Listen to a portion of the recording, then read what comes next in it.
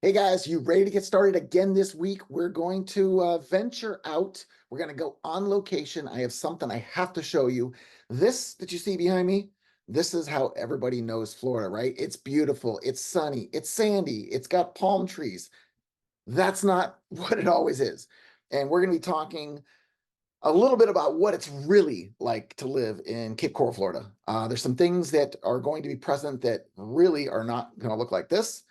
And there's mindsets of people that have been thrown in our faces these last few days. And I have to share them with you because these are the kind of people that you're going to be living amongst, or they're going to be living amongst us, the more normal people.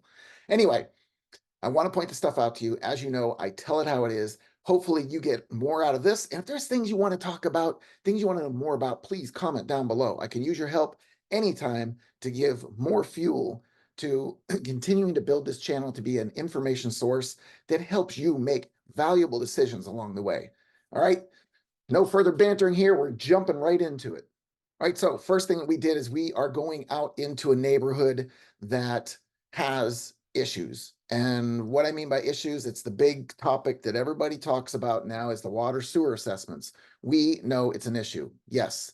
We know that it's going to be expensive. We know that water and sewer is coming, well and septic is going. You're used to not having a monthly bill, right? Because water and sewer now has a monthly bill, depending on your usage.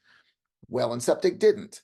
That's the first change. The change that we haven't talked about yet, and I haven't shown you yet, we're going to do that right now. This is your dose of reality for the water sewer assessments and what's going to happen to your neighborhood when you live there.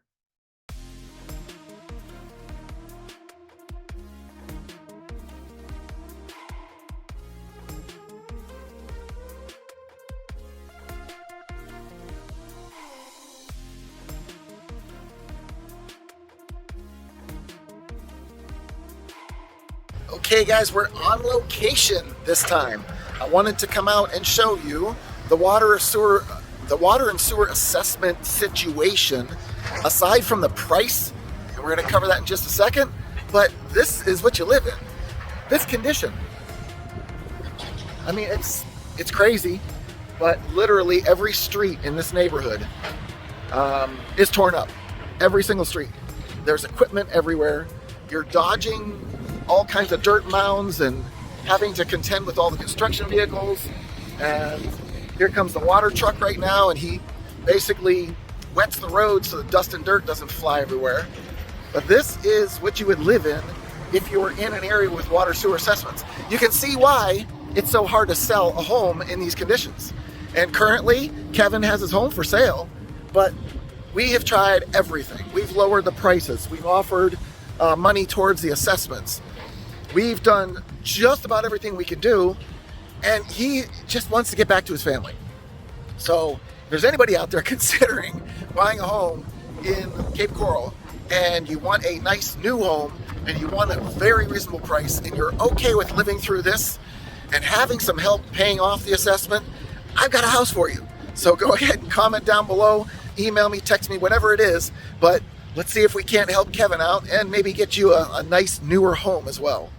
All right, so aside from that cluster that you just saw, there's other things going on that we have to talk about. And I know that infrastructure as a whole is an issue for Cape Coral, and we're working on that. We are bettering the area with different projects. We're going to have the town center, the Seven Islands project. We've got the Cove down on 47th. We've got the Bimini Basin project. We've got a food truck park that's coming in right off of Cape Coral Bridge. And there's one roundabout so far that I know of in Cape Coral. They've got to be adding some more because the amount of four-way stops is insane. If you've been in the Northwest at all and you visited us, you've got to be saying to yourself, who the hell came up with this thought process that we're just not going to use streetlights? Let's just use four-way stops because everybody knows how to use them, right? No, that's going to all start to evolve. As more people come in, there's going to be change. We're also widening roads. Kismet Parkway up in the very north part of the city. It's a traveled road. It's a really convenient way to get from west to east, and I guess east to west at the end of the day. But that commute across the city, it takes away from all the traffic that would be on Veterans Parkway. So it does alleviate it. They're widening this road. They're improving the road so that it is easier and flows better. But amid that is a bunch of construction that seems to last forever. We got to put up with it, right? We want this infrastructure change. We want these improvements to be made. And there's some improvements we're still waiting for and hoping for, whether it's the other cut in the north spreader for Gulf access, or whether it's getting rid of that damn lock down at the Chiquita lock, right? Aside from those things, I know there's a lot of conversation out there about taxes and insurance. Well, I'm going to tell you factually, there is another insurance company. And Eric, thank you so much for the work you did on this. Eric just is now able to start building his home on his Gulf Access site. So yes, he's on Gulf Access, he's on the spreader. That means flood insurance, right? In most cases. He started off very high. I think he said FEMA was somewhere in the 5,000 plus range per year, might have even been 10,000, because I've heard that number a couple times from a few people. He started calling around and calling and calling. And Eric, again, the persistence it took to get what you got, he got this number pre-construction. All right, this is for the construction process. It's going to get better once the home's finished. He got it all the way down to $2,700 a year for his flood insurance. You want to know where he did it? I'm going to share that information with you. Thank you, Eric, for allowing me to share it. But guys, this is the company that's going to take care of you. They're on the East Coast. Give them a call, check out your rates, see how they can do to compare to what you have already, and get yourself set up for some savings. Now on the tax stuff, I have these conversations with almost every single client that I deal with because taxes are, again, a number that is played into your monthly budget, and it will change. If you haven't been told by an agent, a lender, or anybody else up until this point, you and I need to have a conversation. Your taxes will not be what the listing says. It's not going to happen. These taxes you're going to see there in most cases have a homestead attached to it. That means however long that owner had lived there, they were saving on the tax rate. They were capping the valuation that was used on the property to 3% for any increase that happened.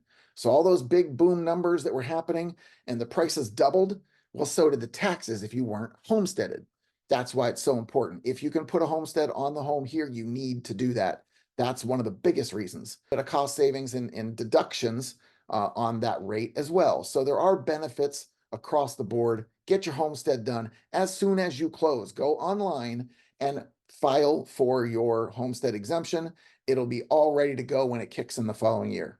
All right, so taxes, that's what I got to say about that. We can get into it deeper. If you want to have a conversation about that, go ahead, reach out to me, call, text, email, Zoom, whatever you want. We'll take care of it for you.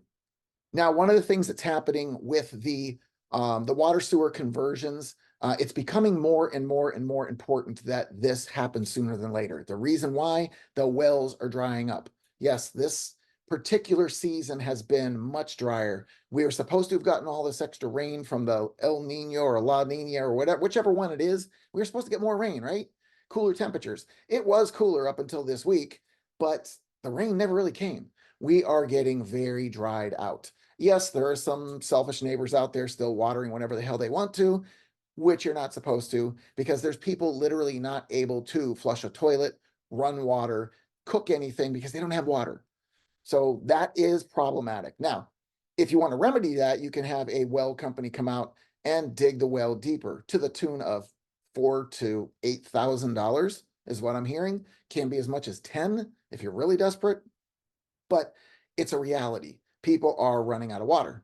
That's even more of a reason, and it should be more of a catalyst to get this whole water sewer project moving. It takes forever. It's not going to be a quick fix. As much as we want to, this thing's subcontracted out to a third party, and therefore there's going to be delays. There's going to be all kinds of time waste. In fact, that place that we saw with the assessments going on and digging up the neighborhood and all that, that's been going on already for at least 6 months, probably closer to a year, and they've probably got another year to still do the work they need to get that finished up. It's a slow process. And if you noticed, it's not even that big. It's only a few streets worth east and west and a few streets north and south. That's it. This is a 120 square mile city. We're about half built up as far as water sewer assessments. The whole south is pretty much done. So the whole north still needs done. That's going to take time. So wells drying up. If they give you a water restriction, please abide by it. Don't just use it because you want a nice green lawn. I mean, it's kind of obvious you're one of the people that's cheating by how green your lawn is, but try to conserve, try to help out the people that are actually running out of water so that they can have the simple things in life.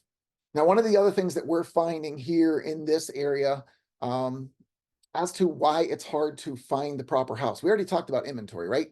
All inventory is not equal. The home specifications that you have are very specific to you. The size, the age, the location, the price, it gives you a small amount of actual inventory to work with. Well, I was with Rick and Joy the other day, and we were looking at a home. They fell in love with it, and we found out there's an investor coming that wants to put pretty much an equal offer into what theirs was going to be. So what did we do? We hurried the process along. He was flying in at the end of the week. We were at the beginning of the week. We said, let's get this thing wrapped up and going. But here again, you will have to compete with investors. And it's not just people like Rick and Joy that need the homes. These investors they're not silly. They understand what the prices are doing right now. This is a great time to buy. They're coming in, purchasing the homes so they can rent them out. Yes, we still need more homes. You'll see it all the time. Inventory, regardless of what the media is saying, regardless of what the YouTube freaks out there are saying about the market's crashing and the prices are cut in half and all that crap, that's not what we see on a daily basis. Do we see prices adjusting down? Yes. Were they really overpriced? Yes. When you see a really good deal, we today put in an offer on a home, and this was for Charlie and Roy. We found a home that we really liked, and we know that other people are taking a look at it as well. I pulled the comps on it, and we found that this home was priced so well, they almost couldn't go without putting an offer in. The two comps were way higher in their pricing, so this home fit perfectly, and the condition of the home was amazing. And it looks like it might have been owned by some agents that were from up north. So they probably priced it properly so they could move it so that they could get on with their life. If you do that, it sells. This property was on the market for a total of 8 days. We put the offer in. I'm expecting to hear it come back anytime now saying it's all yours. Anyway, you have to just take the opportunities put in front of you when they're put in front of you, and don't think too deeply into it. It's not a trick. There's not some kind of Jedi mind thing going on here. The market is still moving. People are buying homes. I talked to Brian today. You know, he's my lender. He told me that he is as busy as he's been all season. Is he going crazy busy like he did in the past when it was booming? No, but he's also not sitting there twiddling his thumbs either. So business is happening every day. Rates are not going to come down to where you were hoping they would. I talked to a good friend, Joy, and she is a commercial lender. She also does deal in some of the $1 million properties throughout the region. And she said the same thing. If people are waiting for rates to drop, they're going to be waiting a very long time. It's not in the cards right now. So the rates where we're at, 7% is a rough number. Again, those numbers will change for every single person because there's a lot of factors that go into getting your interest rate. But just please understand, that's not changing. The rates are going to be pretty much this way for the foreseeable future. So if you find a home that fits your budget and the numbers make sense, don't wait. Only thing waiting is going to do is losing that house and now having to get back on your search again. Did you know that Florida has some regions that have some of the most equity in any of the areas throughout the country? Yes, Florida, equity. As everyone's talking about foreclosures and people losing homes and it's not affordable anymore. Why do we have so much equity? Yeah, people put their money into their homes, whether it's through cash, whether it's through putting larger down payments, whatever it is, we have large amounts of equity in the homes here. So don't be afraid to invest in the market. It's not going anywhere. This is Florida. Florida is desirable for many reasons, but that whole thing about it being unaffordable, it's getting really expensive. Prices have only been coming down. So again, that whole thought process and that whole mindset that people have been passing on to you, don't listen to it. All you're going to end up doing is getting to the point where you missed the bottom and now the market's going back up again and you're going to spend even more money. Okay, so I mentioned how we're going to talk about some mindset of people in the area, right? Well, pickleball is a huge sport throughout the country, right? Maybe throughout the world at this point. Huge, huge, huge following for this sport. Well, we just built this massive complex, and it was to the tune of something like $60 million that we put into this complex, right? It's supposed to bring tournaments in the area. It's supposed to get all these people involved in this whole social game that it's evolved to. One thing they didn't tell anybody is they're going to charge a membership to use these courts. No, wait, you already used our money that we're paying taxes here in the area, and now you want to charge a membership on top of that. Yes, this has people up in arms. I am not a pickleball player at this point. Can I be, or would I be? We don't know. It's a possibility. All I can say is that I'm getting old. My knees are getting beat up. I don't know if it's something I really want to do, but it is one of those sports that's not going away. And this has people a little bit ticked off. So you're going to see a lot of this in the local news. You're going to see, or you're going to hear a lot of people balking about it if you go to some of the local courts. We don't know if they're going to boycott the courts yet or not, but that is a big concern. Another concern, and hold on to your hats for this one. People are complaining about the yacht club expansion and rebuild because the 3-story parking garage that will solve all the problems of parking down there, it's too far to walk to the boathouse. Yeah, that's what they're complaining about now. So we're going to give you this amazing new state-of-the-art club to go to with a park and a massive beach area and new docks and just a whole new feel to everything. And you're balking about it because you might have to walk a little. Are you serious? This is where I get irritated because we don't just appreciate the simplest of things that are given to us. And yes, this is going to be added on to our tax basis and we're all going to end up paying for it.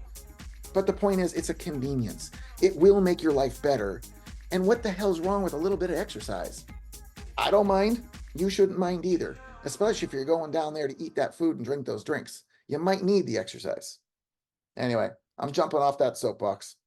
All right, guys, this was just a little bit more about some of the goings on in the area and what it's really like to live in Cape Coral. You did see a little bit of negativity and you saw hopefully a little bit of positivity in the fact that your insurance rates may not be as bad as you thought, but there's all kinds of information to share with you. And if you're somebody that wants more information on what it's like to live here, check out one of these other videos. And if that's not enough for you, you do what everyone else is doing. Call, text, email, Zoom, mobile app, whatever it is, we've got a way to get the information to you. And my team is here to help you all the way through to the finish line. Thanks again for showing up. And as always, I've got your back when moving to the Gulf Coast.